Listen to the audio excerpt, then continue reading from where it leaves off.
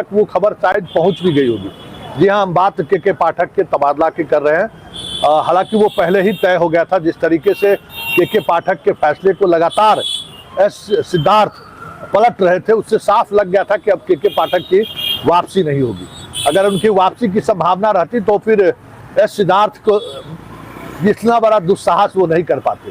खैर, एस सिद्धार्थ अब शिक्षा विभाग के अपर मुख्य सचिव होंगे और अब सीओ साहब लोगों की खैर नहीं है। इनकी पोस्टिंग भूमि सुधार विभाग के भूमि एवं राजस्व सुधार विभाग के अपर मुख्य सचिव के रूप में पोस्टिंग हुई है। हालांकि ज्यादा दिनों तक पाठक वहां नहीं रहेंगे।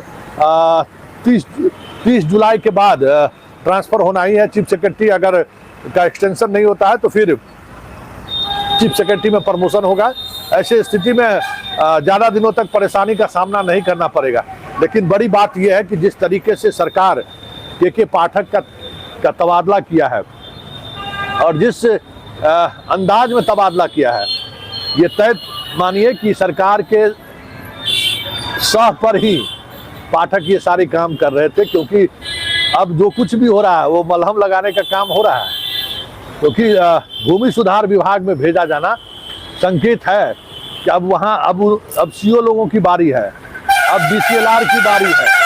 मतलब अब उस विभाग को में भेजा गया है जिस विभाग में कह सकते हैं कि बिहार के लोग काफ़ी परेशान हैं। तो अगर इस वजह से के पाठक को वहाँ भेजा गया है तो माना जाए कि शिक्षा विभाग में जो कुछ भी हुआ या जिस स्तर पर भी हुआ, बिना सीएम के सहमति का नहीं हुआ। ये साफ आज के इस पोस्टिंग से समझ में आ गया है। क्योंकि सीएम की नाराजगी होती, इतने महत्वपूर्ण विभाग के वो अपर मुख्य सचिव नहीं बनाए जाते।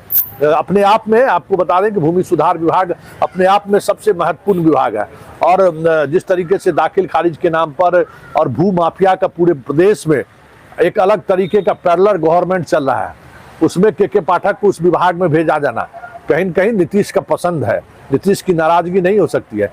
इसलिए जो कुछ भी हुआ, जिस स्तर पर भी हुआ, शिक्षा विभाग के में जो कुछ भी हुआ, अधिकारियों शिक्षक को जो भी प्रताड़ना झेलनी पड़ी, सरकार की सहमति से झेलना पड़ा। ये साफ दिख रहा है। अब देखिए अब सीओ साहब लोगों का क्या होता है, क्योंकि इस तबादले के बाद कई तरह के कयास लगने शुरू हो गए हैं कि जहां जाएगा पाठक तो झुकेगा नहीं। पाठक का अंदाज अपने आप में एक अलग तरीके का मिजाज उनका रहा है। वैसे अब देखना ये होगा कि एस सिद्धार्थ शिक्षा के विभाग में और क्या परिवर्तन करते हैं। कई फैसले उनके पलट जरूर दिए हैं, लेकिन जो बुनियादी चीजें हैं उनको लेकर अभी भी पाठक के उस निर्णय को बदलने से सिद्धार्थ परहेज कर रहे हैं। खास करके तबादले नीति को लेकर सिद्धार्थ भी सहज नहीं है।